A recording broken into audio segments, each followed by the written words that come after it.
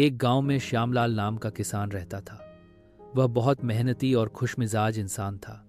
उसके खेत में मक्का, धान और मूंगफली की हरी भरी फसल लहलहा रही थी। हर सुबह वह खेत जाता, पौधों पर पानी छिड़कता और ताज़ी हवा में गुनगुनाता। लेकिन पास के जंगल में बंदरों का बड़ा दल रहता था।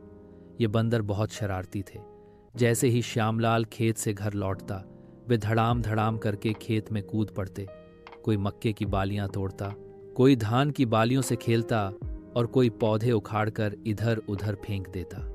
श्यामलाल रोज उन्हें डंडा लेकर भगाता, कभी ताली बजाता, कभी पत्थर फेंकता। बंदर डरते भी, लेकिन जैसे ही वह पीठ फेरता फिर लौट आते। आखिरकार श्यामलाल ने सोचा, इन शरारती बंदरों को बल से नहीं, चालाकी से हराना पड़ेगा। उसने अपने खेत के किनारे एक बड़ा पुतला बनाया।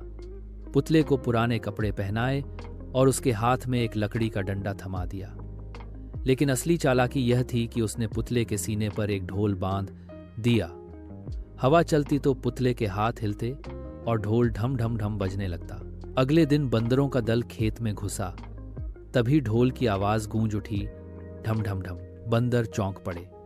उन्होंने सोचा कि कोई आदमी ढोल बजाकर पहरा दे रहा है। वे डरकर तुरंत पेड़ों पर चढ़ गए और दूर से खेत को देखने लगे। अब श्यामलाल ने खेत के बाहर पेड़ के नीचे केले और मूंगफली का ढेर रख दिया। बंदरों ने सोचा, अरे खेत में खतरा है, बाहर ही मिठाई मिल रही है। उस दिन से बंदर खेत में नहीं घुसे। वे बाहर से ही मूंगफली, केले खाकर खुश हो जाते। श्यामलाल की फसल सुरक्षित हो गई। गांव के दूसरे किसान उसकी यह तरकीब देखकर हौंस पड़े और बोले, श्यामलाल, तूने तो सचमुच बंदरों को मूर्ख बना दिया।